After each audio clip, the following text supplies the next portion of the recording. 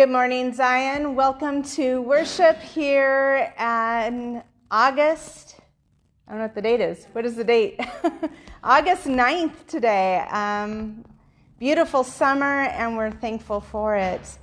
Quite a few announcements this morning. We have our book study at 10 a.m. on Thursday. Please read pages 27 through 29. And on August 15th and 16th, from 12 to 4 p.m., we have a food drive for Open House Ministries, and that's where we do the adopter room, which we've sponsored in the past. They're also looking for school supplies of notebooks, Crayola crayons, and pencils to help students while they're doing online learning or to move them into in-person learning later in the year. And so the food drive is from 12 to 4 each day. And last time we did a food drive for Treasure House, our goal was 2,000 pounds in 2 days. We took in 8,000 pounds of food in equivalents of cash and food, and we want to try and beat that as well. So I encourage you to come out, and it's exciting to be able to have another food drive, and the last one was so successful and so filled with the Spirit. August 16th at 8:45 a.m. Is our next drive-in service. So we will attempt communion, so please bring your own communion of a small piece of bread and juice. You should not have open alcohol in your car, so please do not bring wine. And that will also be for the 10 a.m. service. We'll have communion as well. On August 18th, there is our final council meeting with the council that we have in place. A lot of our members have served for a very long time and are stepping down. And on August 23rd is our congregational meeting by Zoom, and it starts at 1 o'clock. And you need to, I believe you need to at some point be on Zoom or be counted in a way so that you can vote. So we will send out instructions as we go. We're still figuring out the final details with that. But it is 2 weeks away, and we are going to attempt it. So we always ask for grace and mercy during these times, and that continues today. I hope you're having a wonderful Sunday and a beautiful summer. You're very missed and prayed for as well. Please stand to prepare your hearts for worship.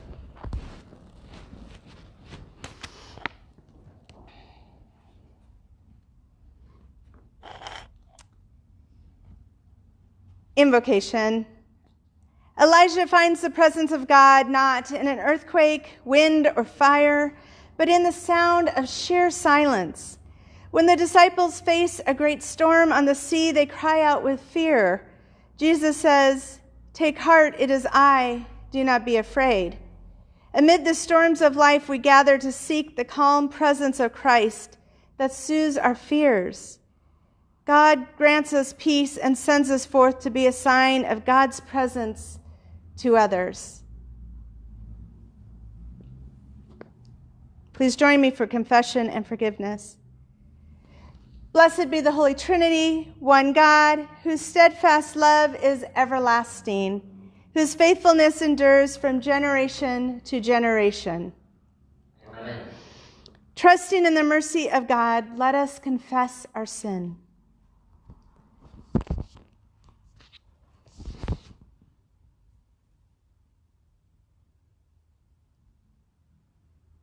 Reconciling God. We confess that we do not trust your abundance, and we deny your presence in our lives. We place our hope in ourselves and rely on our own efforts. We fail to believe that you provide enough for all. We abuse your good creation for our own benefit. We fear difference and do not welcome others as you have welcomed us. We sin in thought, word, and deed. By your grace, forgive us. Through your love, renew us. And in your Spirit, lead us, so that we may live and serve you in the newness of life. Amen. Beloved of God, by the radical abundance of divine mercy, we have peace with God through Christ Jesus, through whom we have obtained grace upon grace. Our sins are forgiven. Let us live now in hope, for hope does not disappoint, because God's love has been poured out into our hearts through the Holy Spirit. Amen. The prayer of the day. O God, our defender, storms rage around and within us and cause us to be afraid. Rescue your people from despair, deliver your sons and daughters from fear, and preserve us in the faith of your Son, Jesus Christ, our Savior and Lord.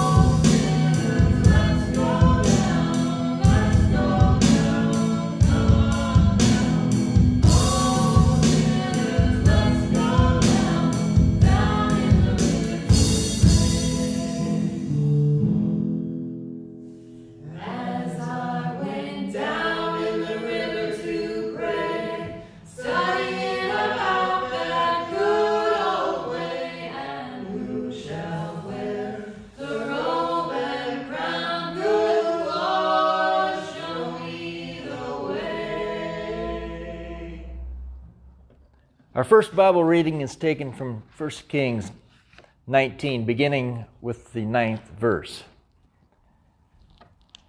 At Horeb, the mount of God, Elijah came to a cave and spent the night there. Then the word of the Lord came to him, saying, "What are you doing here, Elijah?" He answered, "I have been very zealous for the Lord, the God of hosts, for the Israelites have forsaken your covenant, thrown down your altars, and killed your prophets with the sword.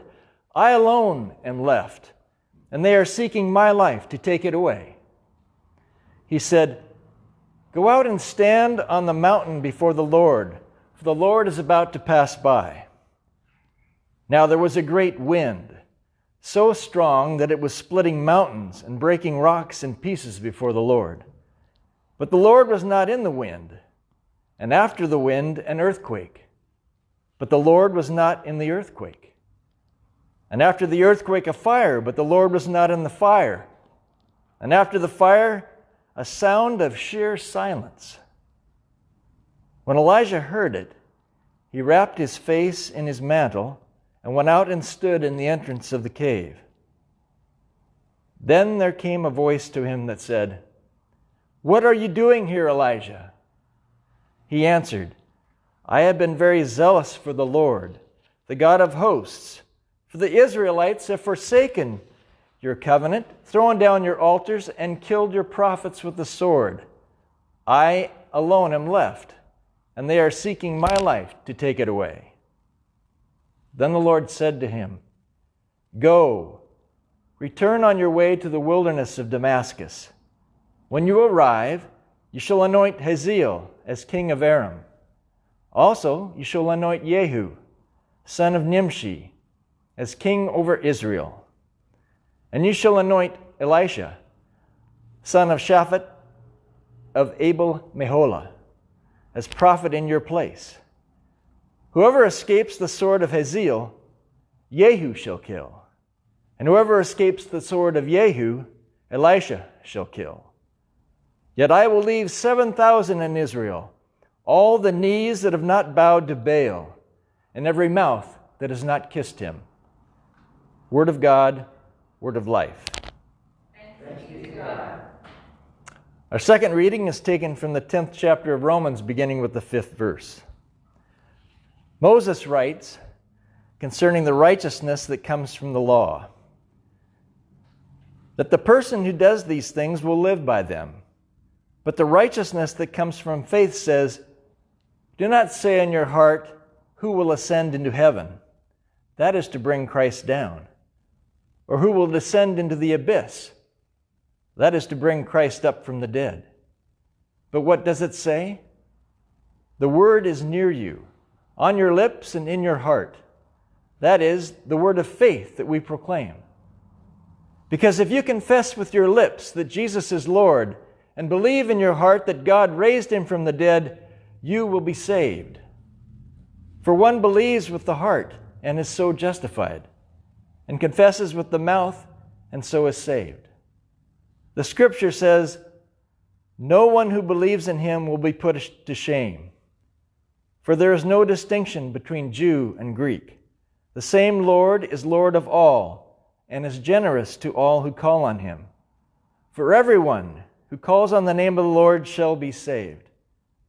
But how are we to call on one in whom we have not believed? And how are we to believe in one whom they have not heard? And how are they to hear without someone to proclaim him? And how are they to proclaim him unless they are sent? As it is written, how beautiful are the feet of those who bring good news." Word of God, word of life. Thanks be to God. The gospel comes from chapter 14 of Matthew.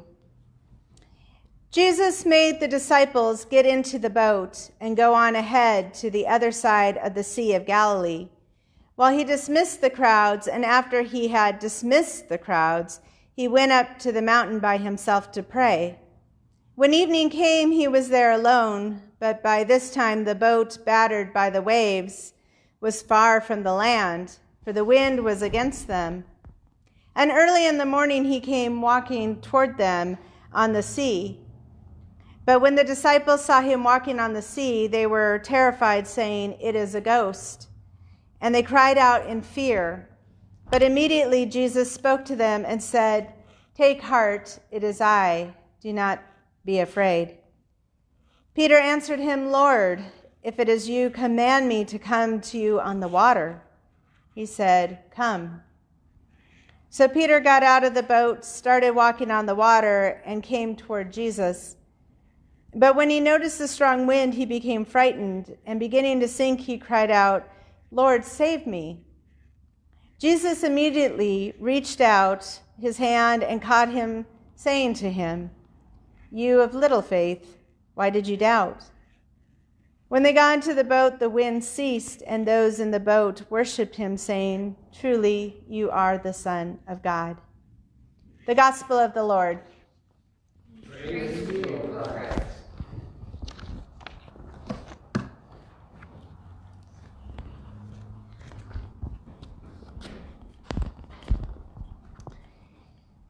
Grace and peace to you from God the Father and Lord Jesus Christ. Amen. Good morning. Good morning. I stood at the edge of the Arizona desert one night, and all you could see were stars upon stars upon stars. It's the purest moment of silence I have ever heard. It was so incredibly filled with the presence of God. It was so peaceful and so still. And breathing seemed too loud, and so I held my breath. I just stood there taking it in. Moving didn't seem possible, and you wanted to hold on to the moment. You knew it was so precious and that it was a gift from God. It was pure silence. It was silence untouched. On one hand, it seemed magical and serene, and on the other, it was deafening. And then, as if on cue, a coyote broke the silence by howling at the moon, and then just also on cue, a little clickety-clack of a train in the background. But even that fit the moment. I know I've shared that moment with you before, but it was so profound and so life-altering, and I don't even know how I was altered, but that moment lives in me. And for me, it was an encounter with God. And I thank God for that moment.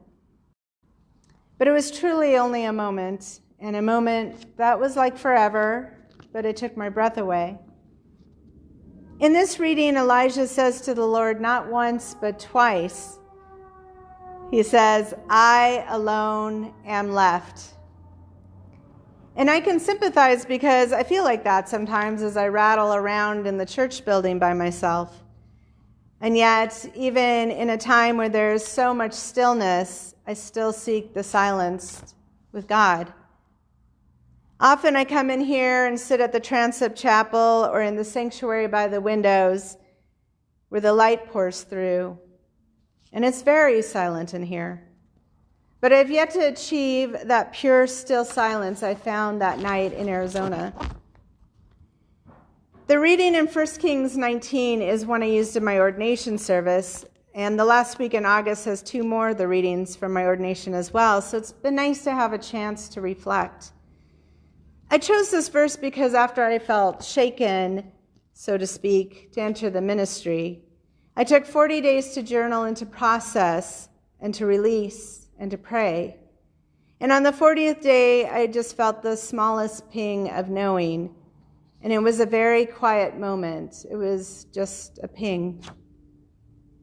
When I finally told the pastor that I felt called to the ministry, she sat and listened. And when she got to the smallest ping of knowing part, without saying a word, she picked up the phone and she called the ELCA. The small ping in my heart was as powerful as the first part, where it felt much more like an earthquake.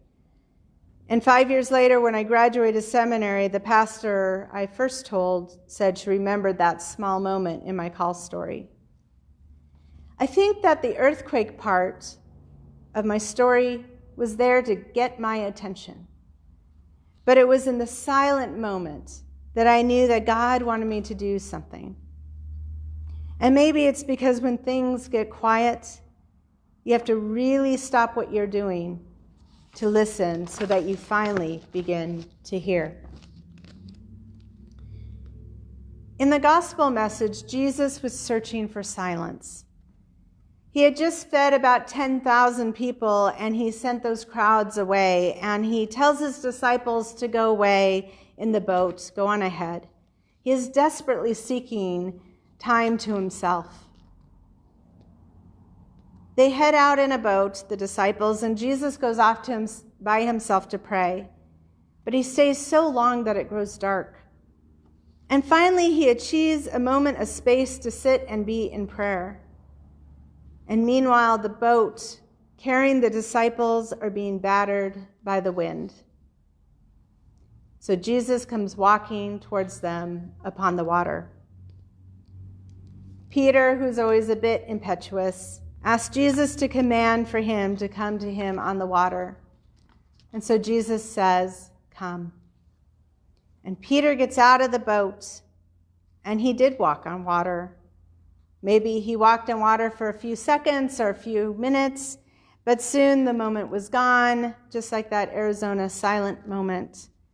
And he faltered and he asked Jesus for help. And Jesus immediately reached out his hand and caught Peter.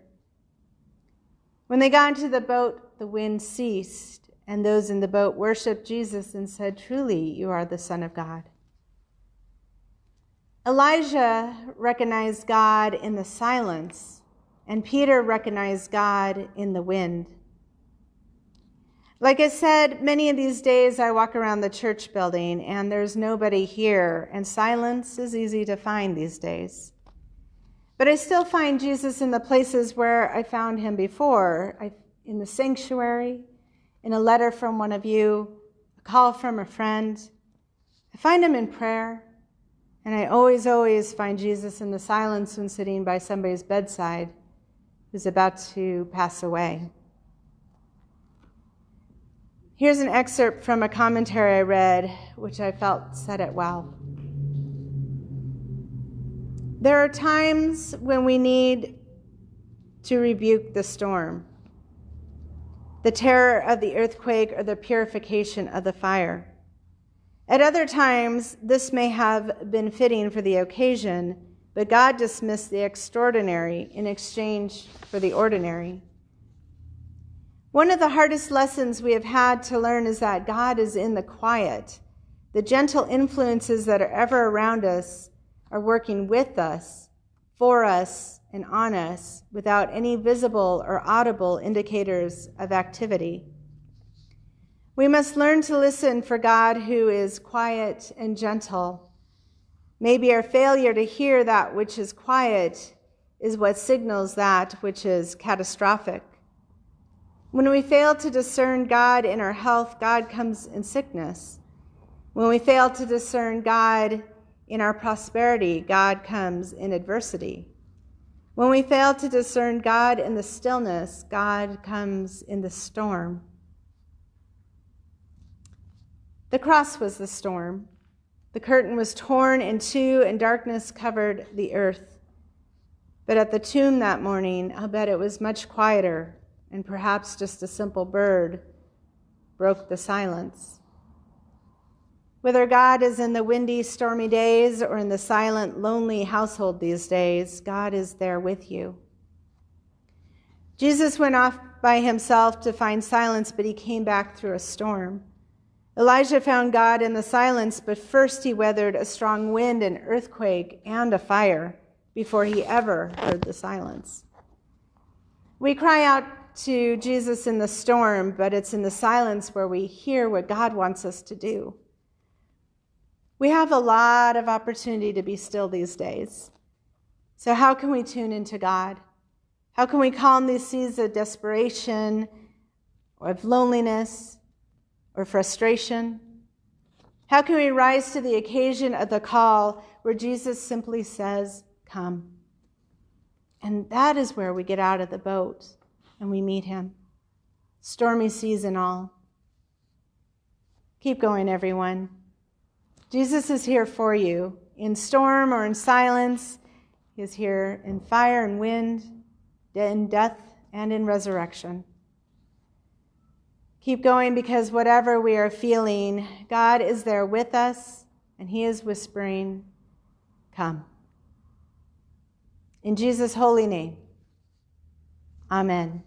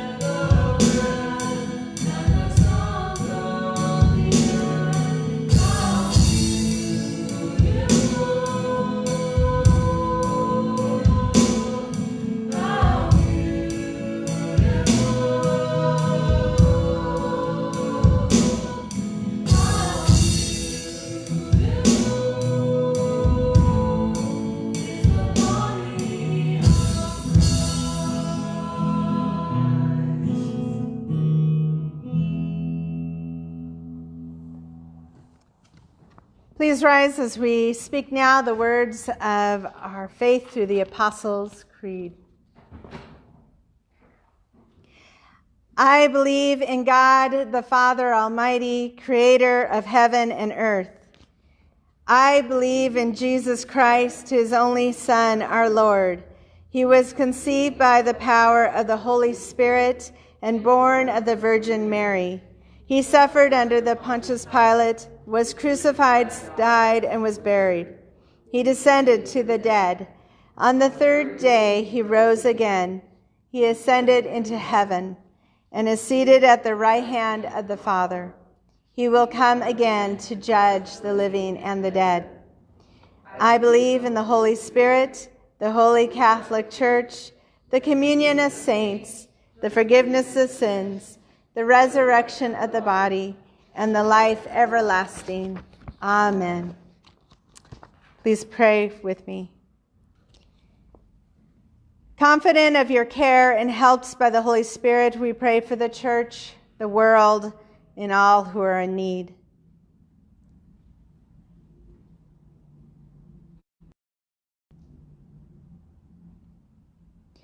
For your whole church throughout the world, give courage in the midst of storms, so that we may see and hear Jesus calling. Take heart, it is I, do not be afraid. May we follow Christ wherever he leads. Lord, in your mercy. For the well-being of your creation, protect waterways, forests, lands, and wildlife from exploitation and abuse. Help the human family endure and be sustained by the resources of your hand. Lord, in your mercy. For the nations and their leaders.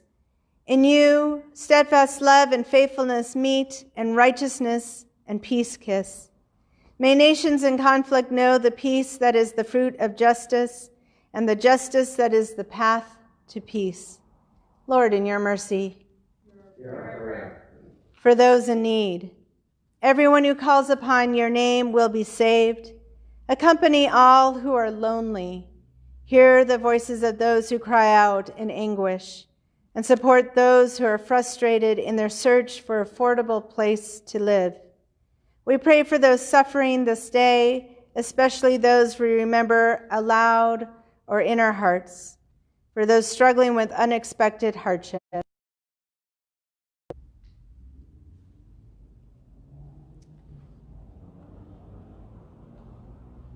Lord, in your mercy. For our Zion congregation, you have gathered us here today as your people, and we thank you for this gift. We pray for those who are new to this community. Supply us generously with your grace for our life together. Lord, in your mercy. For students and teachers preparing for a new school year, navigating new obstacles and difficulties, renew teachers with a sense of passion for teaching.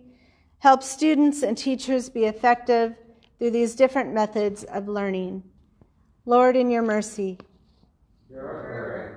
We give you thanks, O God, for the saints of the whole church, from all times and places, and for the saints in our lives and in our community, whom you have gathered to yourself. Lord, in your mercy. In the certain hope that nothing can separate us from your love, we offer these prayers to you through Jesus Christ, our Lord. Amen. The peace of the risen Christ be with you all. Take a moment to take this time to pray.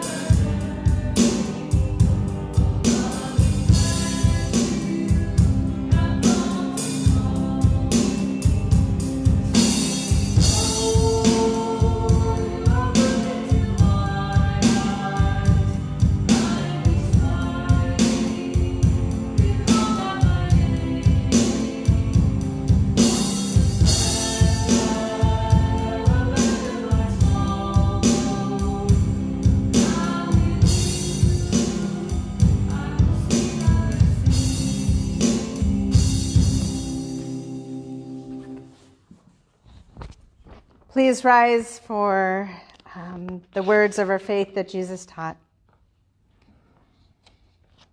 Our Father, who art in heaven, hallowed be thy name. Thy kingdom come, thy will be done, on earth as it is in heaven. Give us this day our daily bread, and forgive us our trespasses, as we forgive those who trespass against us. And lead us not into temptation, but deliver us from evil. For thine is the kingdom, and the power, and the glory, forever and ever. Amen. Receive the benediction.